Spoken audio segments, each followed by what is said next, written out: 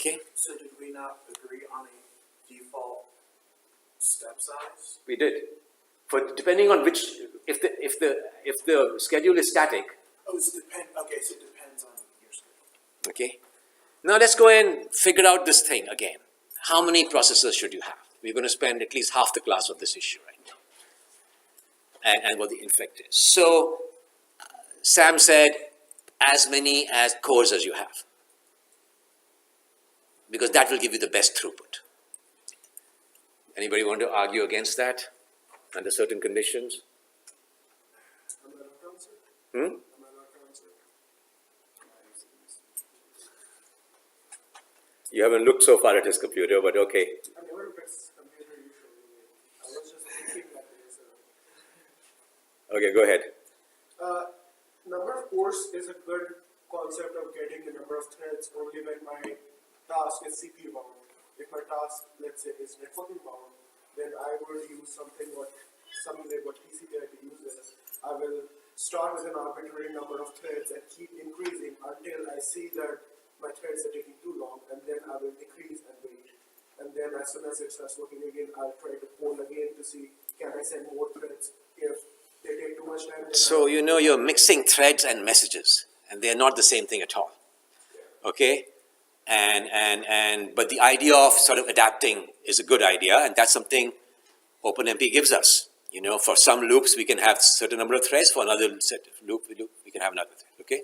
And when the concurrency is low, you don't want threads. When the concurrency is high, you want high threads, right? So the question is, when it's low, it's often one. You have to do this sequentially, and when it's high, it's often, you know, lots here. But yeah. My thought is you can have, depending on how much you can split your task up, you can have as many threads as you can make, because you'll flood the pool of available threads to be run, and that just increases the likelihood that some part of the program is run. Okay, so that's interesting. It's like increasing your odds in the lottery. That's interesting. So if I have n processors and I have n threads, why would each thread not get a processor? I like where you're going. There are other tasks on the computer being There run. are other applications running. So if you increase your chances of getting threads related to the current processor or the current task at hand. You know, your philosophy is great. It's a wonderful, selfish philosophy. You know, and that's why we need cops at stations to make sure that, you know, people like you behave, right? The behave is a term to be used quite a bit, yeah. I was going to say, his way will work, but only if my scheduler is dependent So on... that depends on the scheduler. Yeah. Depends on the cop, okay? So let's go and say this, that we haven't considered multiple applications, okay? And let's consider what's happening with multiple applications, and let's go and see how much of a cop this scheduler might be. Sam, you had something? I was just say for certain data sizes, like if it's small, then each of the cores will just follow each other and stuff like that. So I mean, there's certain cases where. So if your threads, if that's kind of what Nirja was indicating, that, you know, your needs might change. He was talking of the needs for sending messages, but your concurrency needs may also change, right? So, but in the problems we've seen with this high performance computing kind of problems, we just kind of had them do independent work. There was not much communication, and that's a big deal, you know, communication versus computation. Okay, so the question is, what is our scheduling policy, given that, you know, we can have people who are just considering their application. Okay, and you might be the same person running 4 applications. So it is, you know, you have to worry about that too. I mean, in today's world, that's what happens, right? If you have your own computer. In my world, when I was doing compilers, and we had to all use one particular computer for our compiles, things were different. Okay? So what should be the scheduling policy, given that we have multiple applications, and given that applications might create different number of threads?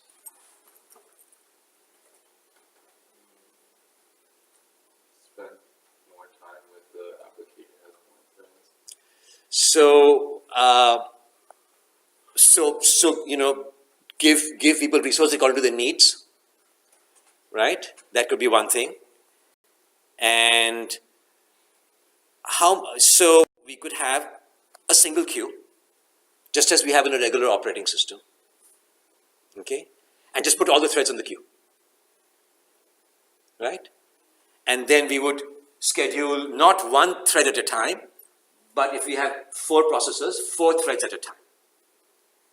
Okay, so I've got T11, T21, T31, T12 scheduled, and then the other guys are on the queue on the left. Right? And when the time quantum expires, we are going to choose these 4 threads as the next set of threads, assuming these guys didn't do any I/O. They all finished at the last. There's Which, all number crunching. this is just for my example. I mean, the scheduling policy will work. I just, making these slides was hard enough. Okay. So now the question is, so this is what happens, and those 4 threads became current, and the current threads went to the back of the queue. Okay? That's the first thread switch. Now I want you guys to consider the next thread switch. The next thread switch, these are my threads, right? Again, assuming everything is working in tandem, no I/O, all 4 processors are available. Does it matter which thread goes to which processor? It would depend because of the. Okay, lots of answers. Good. So the first answer was no, and the answer. So I'll let Gatti answer. Yeah. Processor cache might have an influence. In what way? Because if it doesn't find the data it needs in the cache, it's going to have to go back to the memory. Excellent. Excellent. Right. So we want to schedule T1 and T21 on which processors? These were the first 4 threads earlier. So T1 was scheduled on P1, T21 was scheduled on P2, P3, P4. So T11 needs to go to whichever one it was on previously. Which was P1. Needs to go to previously. Right? So we can have true flot. So these are, what I'm giving you are policies that I've read in the papers. I've tried to find out what happens in Linux. Okay, try to Google, it's just very hard to figure out what's going on there. And they just say, look, we can allow the Linux scheduling policy to be changed. So that's a big deal they make. Okay, and people who work in Jim Anderson's group, they're just doing that a lot. Okay, for real-time systems. So I'm just giving you the factors here. Okay, and these are all published policies and papers. Okay, but some are 70s, some are 80s, some are 90s papers. So does it matter how threads are mapped to the second in the second context switch? One is processor agnostic. So we just go and schedule whichever thread we want to on whatever processor. Okay, and the other one is, so cache blocks of P1 and P2 may still hold data of T1 and T21 when they were scheduled last on them. Okay, so the cache, we are assuming here that after some other threads of another application got scheduled, the data is still there. The cache is big enough that the cache hasn't got purged. That is the assumption here. Okay, So because if the cache had got purged, this would make no sense. So there's going to be no page faulting in this scenario. You might have page faults, and yet you might, when the page fault occurs, the whole cache doesn't get invalidated. Only the cache blocks associated with that page get invalidated. So there may still be page faults, but there may be some cache data, there may be still some pages in memory, and as a result, they're cache in memory. And I have probably a dumb question, but would each processor have its own queue of threads? So right now I Or is don't. there only So one you're going ahead. So we're going to choose one thing at a time. I'm going to go and look at 4 dimensions here of scheduling policy. The first dimension is that given a single queue, okay, do we go and use processor agnostic or processor affinity when scheduling? Okay, agnostic has a disadvantage, and affinity has the advantage that there may be some cache blocks, so why not go there that are still populated with the old data. Okay, so processor affinity, T1 and T21 will go to the ones they were in before, and the other guys are going for the first time, so they just go to it anyway. Okay, and this is where people run a lot of applications, benchmarks, see what happens, and write millions of papers depending on which benchmarks they used. Okay, because you don't know which way, whether the cache will still hold data or will not hold data.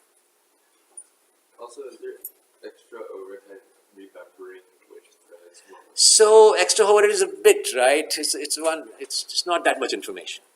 But it constrains you, right? What you might end up doing is saying, okay, you know, right now there is no processor available, so let me just wait till a processor gets available. And then suddenly there's load imbalance, you know, and then if you start waiting and doing it that way, then certain processors might end up having more threads because those threads are not finishing. And certain processors might end up with having fewer threads. So this I read happens in Linux today. Where they do this processor AFFINITY thing, and then they periodically go and just load balance and say, yeah. But that policy I'm not showing right now. I'm just showing you this policy where we still have a single queue. If I have more than one choice, I choose the choice that does this. Otherwise, I don't delay, because delaying just complicates matters more. I don't want to look into that. Hunter, you have a question? No. Okay, I thought you're looking eagerly, so I was wondering. Catching up, I'm trying to understand Okay, the neighbors. yeah. Okay. So this is basically what I'm saying. Affinity-based can increase performance if load does not get balanced as in ASCII. Okay, because of cache, because the old cache, the cache may still hold our pages since last time we were there. Okay. Now, did you ask that question? Is it fair to have a single queue? So that what we saw there was argument for throughput, right? When you're an operating system, when you're a policeman, you want throughput, you want as many cars to go as possible, but you also want fairness. Okay? From a fairness point of view, was it good? So on the one hand, we gave people processors according to their needs, but we know that in their for loops, they can put as many processors as they want to. And some people might be more giving and some people may be more selfish. Right? So, you know, should we do, you know, so from that extent, you know, it encourages everybody to have lots of threads, which is not a good idea. We'll see exactly why later. So how can we solve this problem?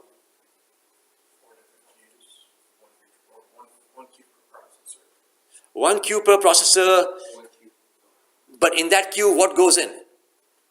Yeah. Instead of scheduling threads, can we schedule processes? Okay, so let's go and schedule processes rather than threads. But what if the process has 6 threads and there are only 4 processors? If every application, every process had fewer threads than the number of processors, then we'll only scheduling that. But what if that particular thread application has more threads than can be accommodated?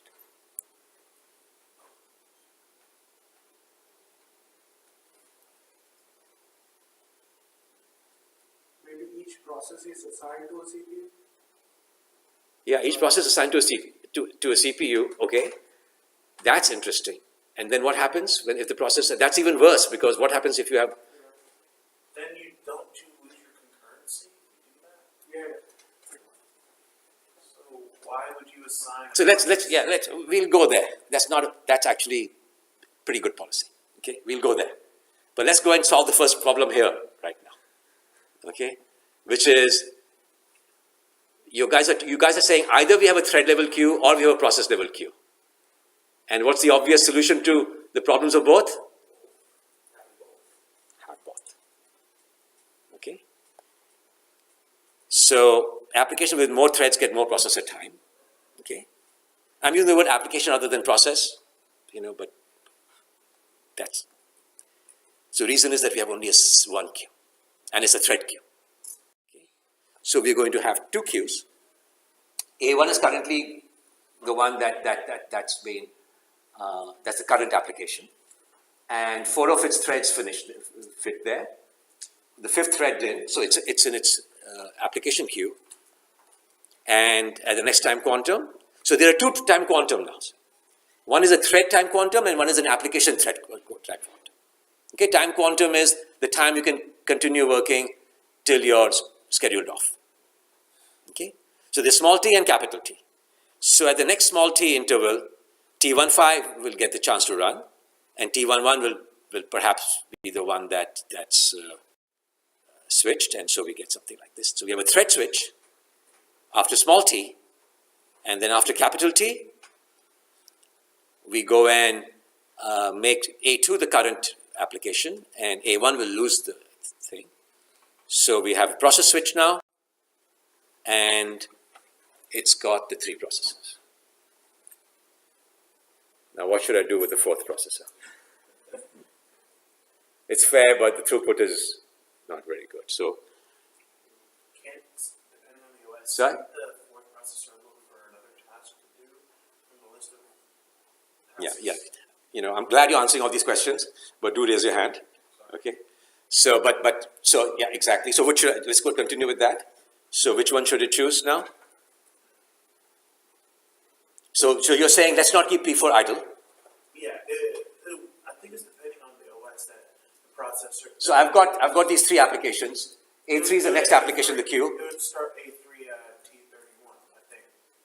A3 T31. Okay. The next guy in the queue say, hey, I can't use my ticket. Do you want to go see the concert? You know. So that's the kind of attitude. Okay. So how to use idle processor?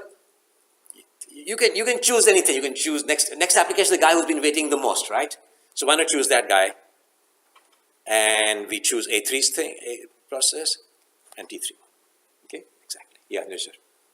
Okay. I was gonna ask, like, why not make it, so right now when process 2 started, we evicted all of process 1's threads, right?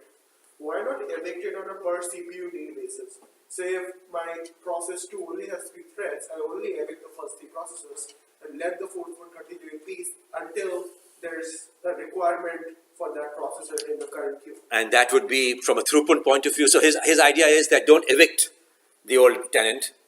Okay. That would increase my Throughput. efficiency. Throughput. Throughput. But what about fairness? Here's a guy who created a lot of threads in the first place. He just stays on there. So he just, again, there is incentive to create as many threads as possible. Okay? And a poor A3 has been waiting. Okay, so it can go both ways, but in the papers I've read, but that's there's just so many policies possible. That's why real-time computing is just is just such a big field. Okay, just as there's so many machine learning techniques possible. But that's we go with his scheme. Okay. So this is fairness versus throughput. Okay. So now this is not quite fair either, right? If I'm behind a non-needy person, I get more CPU time because in the next time application time quantum, I'll get my 4 processors again. Okay, so I get to use the time twice. Once, right? Because that's a simple policy.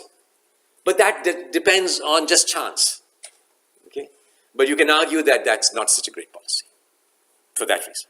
So everything's got pros and cons. I mean, this whole thing is to compare to policies.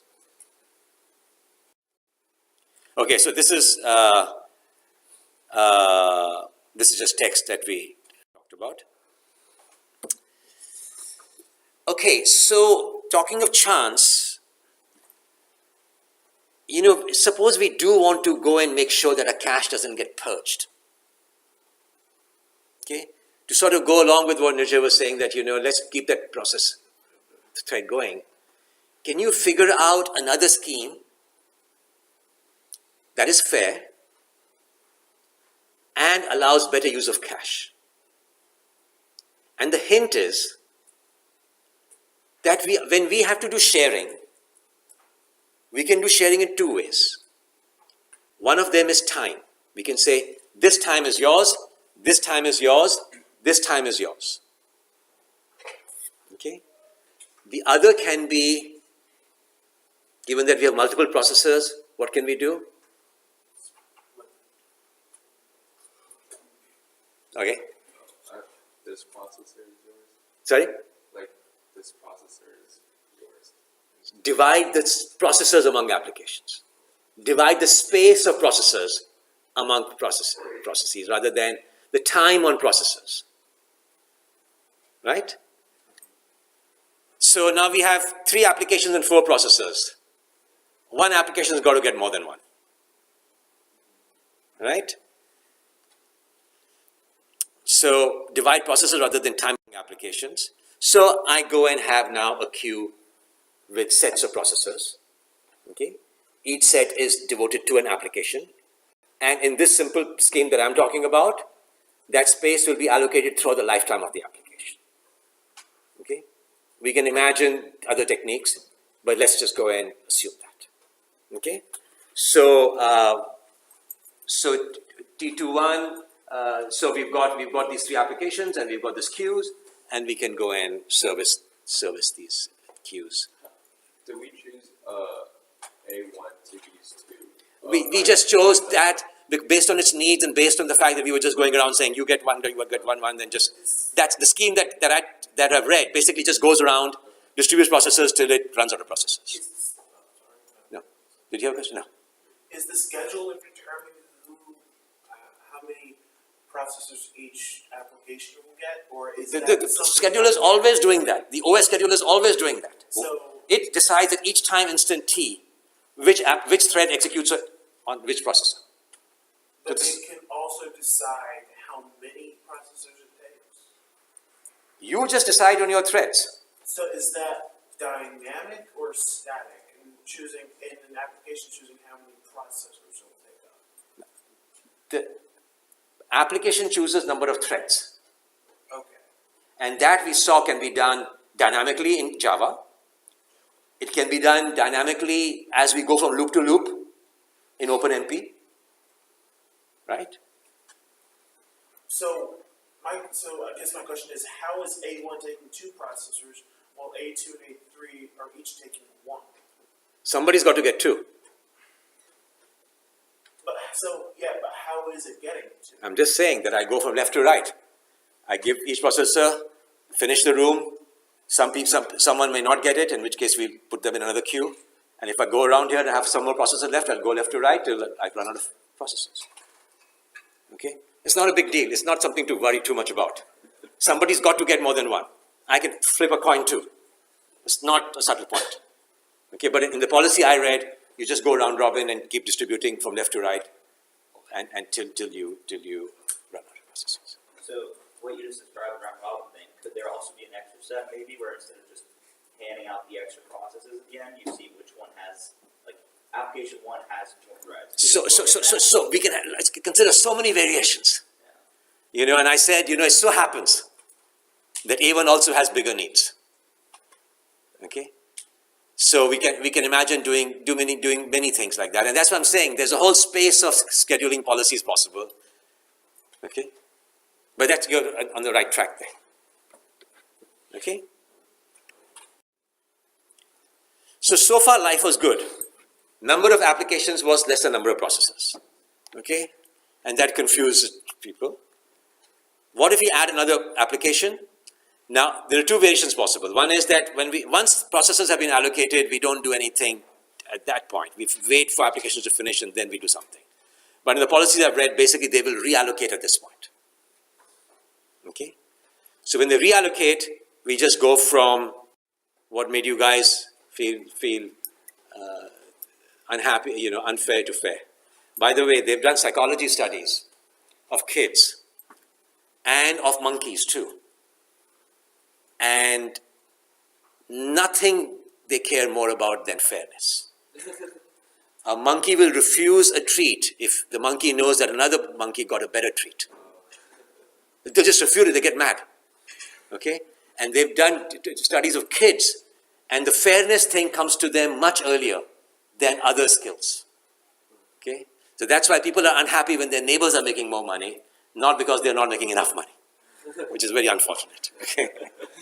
So we've made Gatti happy finally, because we have gone and handled people like Gatti who want to go and be selfish and create lots of cross threads. And so it takes a thief to catch another one, right? So anyway, so life is good right now. And what happens if we have more applications than processors? Okay? We want the throughput. Application 5 came late. We'll just put it in a wait queue. Okay, wait queues are there, by the way, even in single processor systems. If you don't have enough pages for your applications, you don't want to go have processes just thrash and do page faults, we just go and assume that there are as many processes executing as, the working sets allow. So we want to make sure that every process's working set can be accommodated in memory. Otherwise, we don't schedule processes. Okay? So this is the same kind of idea. It's not a brand new, unfair thing. Okay?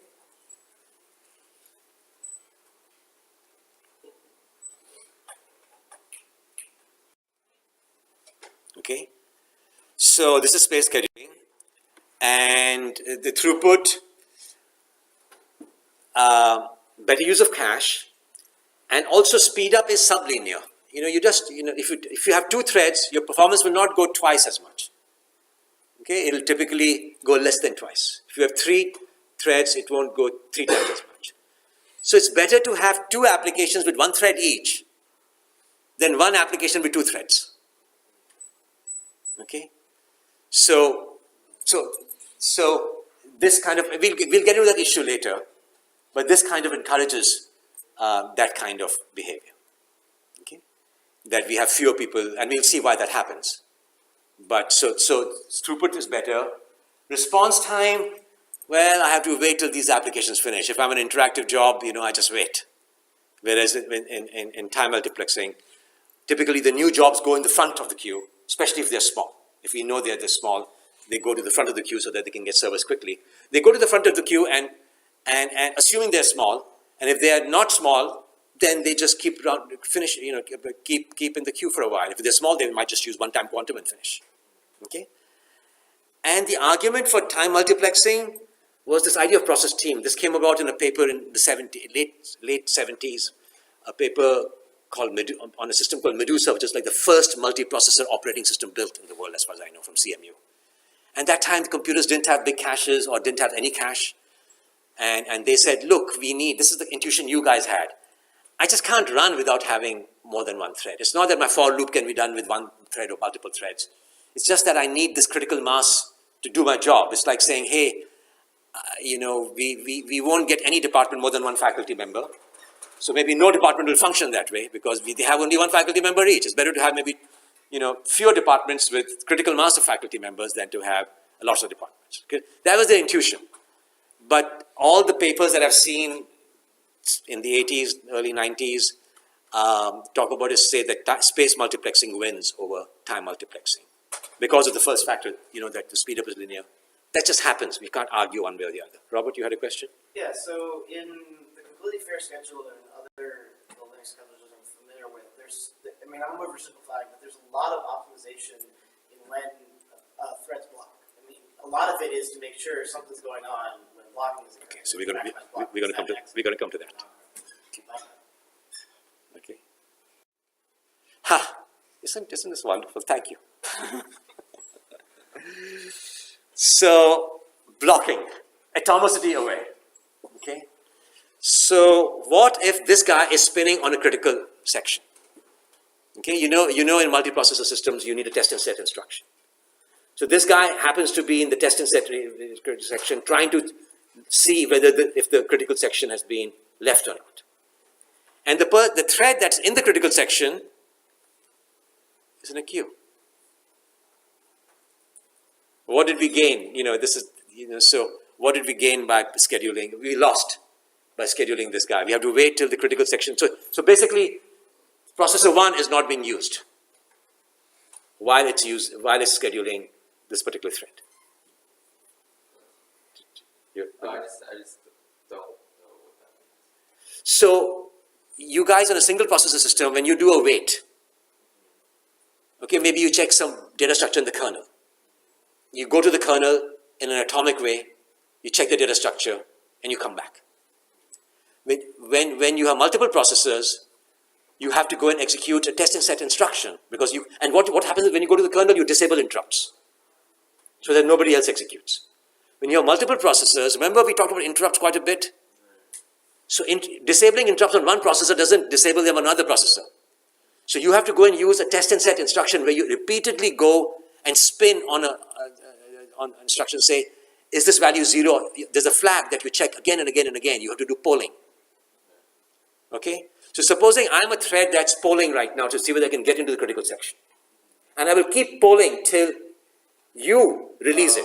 Oh, but since it's not, the critical section is not running. You are blocked out. You are saying you run. And I'm just running around saying, you know, are you done or are you not done? Okay? It's useless right now. So, but if I'm a scheduler, I don't know what these threads are doing, perhaps. So I'm not coordinating with the threads at all. So this is uncoordinated policy. A coordinated policy will have a situation where before going and doing the test and set, I will go and set a flag in my context block, saying I'm about to spin. And the scheduler will say, okay, and somebody else will say, I'm in the critical section. And the scheduler will say, okay, I will go and allow the critical section guy to execute and the spinning guy to not execute. How are you communicating with that with the scheduler? That's an API issue. Okay, there's upcalls, you know, we know all these things. Yeah. I just wanted to see if I understood this picture. So the scheduler can't do anything because it's waiting on a thread that's in the critical section. No, the scheduler can do anything. Okay. The scheduled thread cannot do anything. The S stands for spinning, not scheduler. Oh, okay. That was confusing. Yeah, you know, well, one letters, unfortunately. This is why you shouldn't have variables with one letters, guys. Okay, but I have limited space on my slide. Okay? So the critical thread is an issue because the spinning thread, I'm confused. The spinning thread is waiting for the critical thread to leave the critical section But it can't. because it's not scheduled. Okay. It's in the queue. I see. And the spinning thread, which can't do anything, is not in the queue, it's running. Okay, so the issue is that there were two processors given to this application. If there was only one, it would work. If there was, no, the fact that there's a critical section being contended means there is multiple threads. If there was only one thread, the critical section would always be entered, so we won't have this issue. Processor, if there was only one processor for this application. If it happens, if there's even one processor, the same issue arises. Same issue arises. It's like saying, I let somebody answer a question who doesn't know how to answer, who's waiting for the other one to answer the question. I mean, this kind of, the analogy is not working very well. But basically, I'm scheduling somebody who's not doing work, useful work. Okay, but I feel like if this happened here, it could have happened on any of the earlier slides. Yeah, of course. Okay. We're looking at another dimension. This is coming out of thin air. I thought I missed some critical difference. Robert, it was coming out of thin air, except, you know, Robert was thinking exactly this. So I was anticipating him. This is called empathy. I would not have addressed this at all if I didn't know that he would ask that question.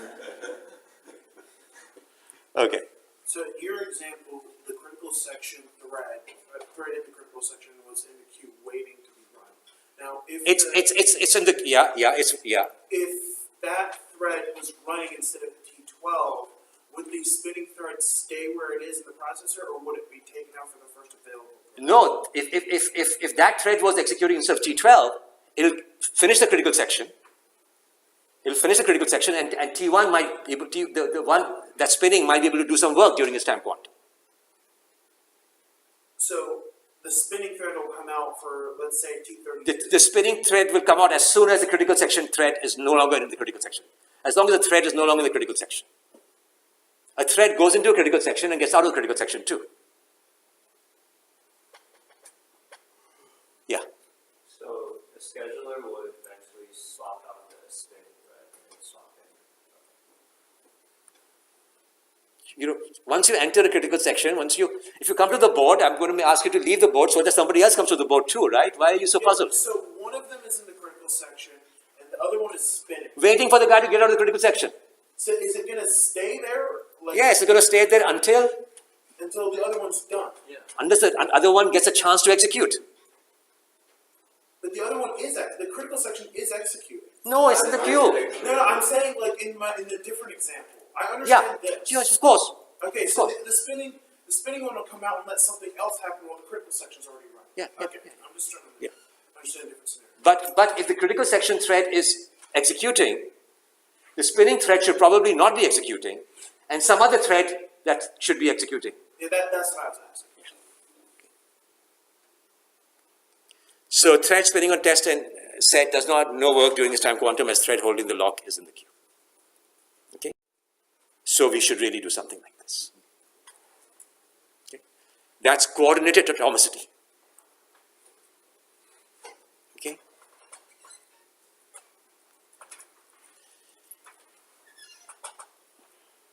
So threads in critical section region given more precedent those, yeah. So to be clear about mechanisms and API, when the spinning thread enters the critical section, would it do some sort of API call to notify the scheduler? You know, or would it so- simply wait until the next schedule call?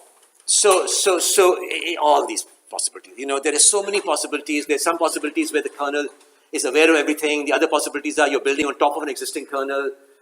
You know, so there's all these things. And the spinning might have been done through a semaphore provided by the operating system. So you went and said block on the semaphore, and the semaphore inside is doing spinning. So we don't even need the operating system to be told. It knows it's the one that is spinning for the application. But there's just so many variations possible of, you know, how to go and extend existing systems, build new systems, you know, but think of it as an upcall and think of it as either being serviced immediately or later. You know, we might even do that. So by the way, where did you see this? You said you've seen these scheduling policies somewhere where, I mean, no, I haven't seen these. But Okay. I mean, we did scheduling policies on my 30. oh, including this kind of, okay. No, not including this. Okay. Yeah, not this kind. Yeah. Okay. See, this is the thing. When I keep telling you guys the two ways to teach distributed computing, one is, you know, you teach 110, you teach them how to sum up serially, you teach them how to sum up parallel. You teach 410, you teach them how to do merge sort single thread, you teach them how to do merge sort with multiple threads. You do operating systems, you do scheduling on one processor, you do scheduling on multiple processors. Rather than what I'm doing here, covering the whole spectrum of things. You do algorithms, you do distributed algorithms, you do non-distributed algorithms, right? You're in the algorithm setup. And here I'm trying to be a jack and expert in all trades here and give you everything from interrupts down to, you know, the paxos. And which is better, you see it all together in some sense, but then we have, you know, I haven't done OS, I haven't done networking, I haven't done this. So one of the things I try to do is build connections to other courses so that you solidify what's happened earlier. But that's the common way things are done. In fact, most departments don't have distributed systems courses, okay, at undergrad level for sure. Okay. So we have controlled, there's now communication between the application and the OS. Can we have even more communication and control the number of threads the application creates? So you want to control the number of threads the application creates? Yeah. Rather than saying, hey, you know, I'll take whatever threads you have created and I'll schedule them. Okay, so far what happened was, information went from the application to the OS. Right? The application said I'm spinning, maybe through an OS abstraction, or maybe through a library abstraction. Maybe OpenMP told the OS that. Okay? So it went that way. Can we have the other way around too? The OS saying, hey, yes, Sam? Yeah, I mean, you would want to make as many threads as you actually got processors at. Like, You probably want to keep the number of threads equal to the number of processors. Okay? So given n processors, how many threads should be scheduled at one time? Okay? So, I'm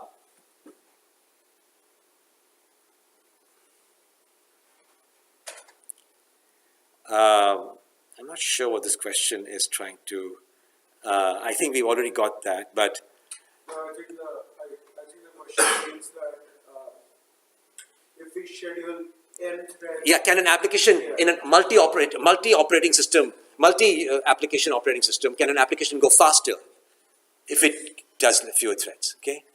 So you guys said this, n, you know, in a multiple choice question, you get full points. In an essay type question, you get, you know, 0 points. So why should it be that? Yeah. Because if I have 6 processors and I schedule 6 threads from my application and I actually get allocated only 2 processors, now I'm uselessly context switching between 6 threads in only 2 processors. And we know context switching has a cost, right? One reason. Other reasons, there are 3 reasons at least. Okay, so one is the schedule, we are context switching, okay? And context switching has a cost. So let's keep the context switching as small as possible. And if there are n threads and n processors, there's no context switching. Wonderful. That's one reason. I gave you guys a reason just earlier, 5-10 minutes ago. Do you mean the spin lock thing? Not spin law. But don't try to search through those. Think on your own. I mean, I'm just thinking if you want to maximize your throughput. Sorry? You want to maximize your throughput somewhat. So if I have less than n threads, then I have n minus that number of threads processed with empty. Not doing anything. So my application will run slower because of context switching. Right? Actually, no, sorry. Maybe there is only one reason for this. I'm going to show you another graph for which there are 3 reasons. But even with this,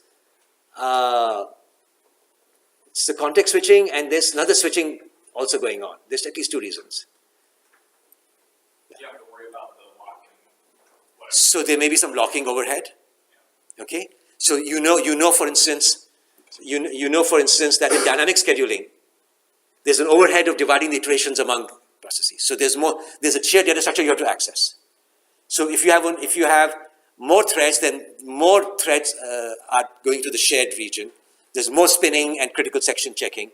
So that's another reason why your performance will go down. Even if the scheduling cost was 0, just doing that blocking would make it go down. Wouldn't the overhead delta of splitting some tasks among 2 processors versus splitting some tasks among 10 processors be minimum? It's just the... It's not dividing. I'm talking about dynamic scheduling, not static scheduling. I see. I'm talking about, remember in static scheduling we just divide, so no problem. In dynamic scheduling we go and keep track of how much work, oh you weren't there last time, okay? So in dynamic scheduling there's actually a dynamic, it's like having a bounded buffer. And you're trying to look at the bounded buffer to see which is my next task. And if you have only one thread, that bounded buffer there's no blocking.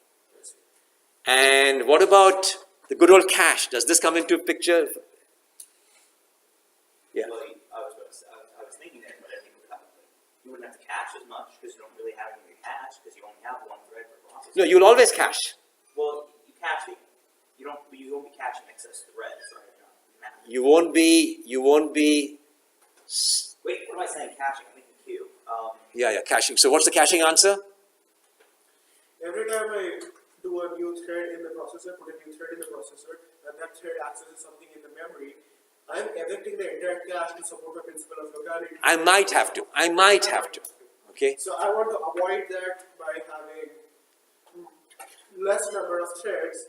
That way, if I am doing something, the principle. Yeah, if I have 2 threads going at 2 different regions of the memory, then there's less locality than one thread going through the region. It makes every thread switch more expensive. So the thread switch becomes more expensive because of cache problems. So it is true that thread switch is the cost, is the problem.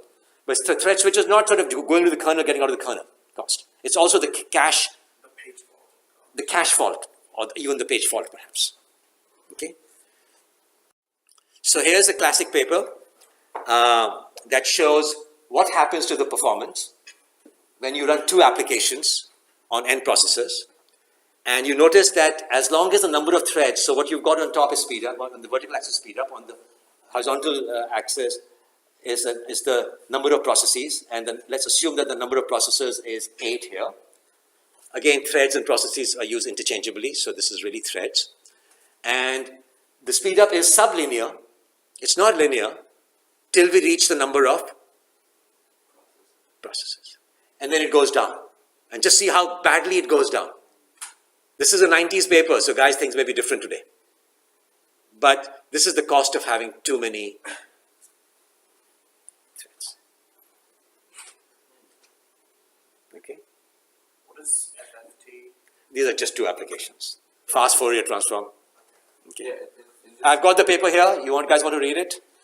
And yeah. this is one application with 2 applications running here. So the number of processors is 16. Number of processors is 16. And when 2 applications have got 8 processes each. okay, and so that they're swapping out. No, so as long, this is 2 applications running with 8 threads each. But you only have 8 processors. 16 processors. I was wrong. You have 16 processes and 16 processors? Yes. Okay. Each application has 8 threads in it, and there are 2 applications. Okay? So basically the performance goes down. Okay? And so this is another reason to keep your threads low, because you will be higher in the speed up curve, you'll be in a better position. Okay? So your best performance is at n divided by 2, where n is the number. If you have 2 applications. Basically the number of threads should be equal to the number of processors. Number of threads should equal the number of processors. Okay? So thread coordination cost of combining and splitting work. 1 active application with n threads or 2 applications with n by 2 processors. This is an argument, and we said that. So why does speed up go down? This is all the stuff we talked about. Cache invalidation, lack of coordination, thread switching. So keep number of threads equal to number of processors. Okay, that's just the text here. Okay. But it is interesting that it's better to have 12 threads of process than 4 threads of process. So even when I'm overshooting, it's still better. Sometimes, but you're not making very good use, right? It's like giving a person who's already full, more food than a person who's really hungry. And then there's lots of. But that's what you want to do. If you've got your own virtual computer running on Atmosphere, go ahead and get everything. You guys run in the world of virtual computers and your own workstations. I grew up with time-sharing systems and, first on my computer desktop and then for servers. Yeah. So I just wanted to make sure I'm understanding this correctly. So you always want to keep the number of threads equal to the number of processors, right? Ideally, if you can. Ideally. So if you have 1 process or 1 application, you could have 16. You should have 16. You should, yeah. If you have 4, just divide by 4. Okay, so it's that straightforward. There's no complication there. Okay. And then, you can decide you can decide that this application has got 2 critical section threads, and this application has got 2 spinning threads. So I'm going to give this application the processor rather than the one application with spinning threads. I mean, there's just a lot of, why do we have all these politics? How do we go and distribute money, right? I mean, according to your need, according to your ability, same fairness issues come around here. And there are people who try to build distributed systems around economic models.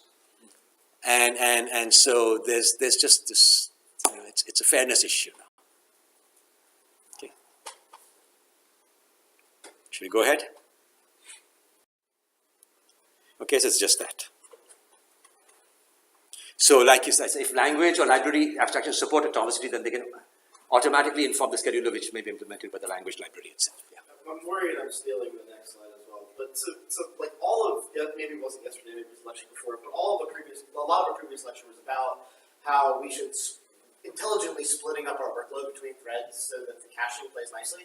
If we're working on one processor, then we're just going to have all the caching problems again.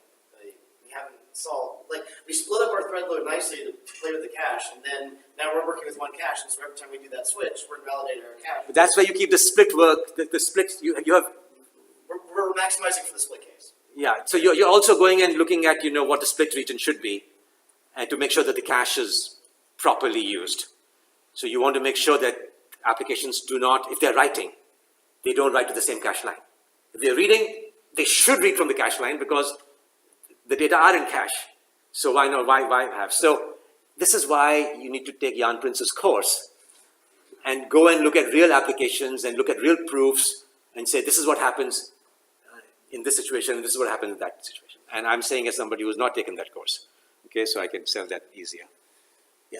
So you're saying this all works and is happening in the context of we are doing reduction division for each. No. This is OS level stuff. Okay. I just want to go and put all these things together. I heard reduction and I was confused if that. Yeah, no, but if we are trying to speed up things, we should be aware of what the OS is doing. Okay, and maybe go and choose our sections. We should just be aware. Okay, I mean, what's happening today is there's so much automation that when automation goes wrong, people don't know why it's gone wrong. And it's with skills like these, where you know about caches and stuff like that, you can say, why is my application performance going bad? Oh, it was designed for one processor, now I've got one application, now it's got multiple applications. So this is just trying to give you an idea of what can go wrong and how to use these in a structured way in a particular, for a particular application case, you know, I'm just taking it from a systems abstraction point of view here. I'm not going into that depth because it varies depending on the application, and we've seen some data for FFT and I think matrix multiplication with the two applications that used there. Okay. So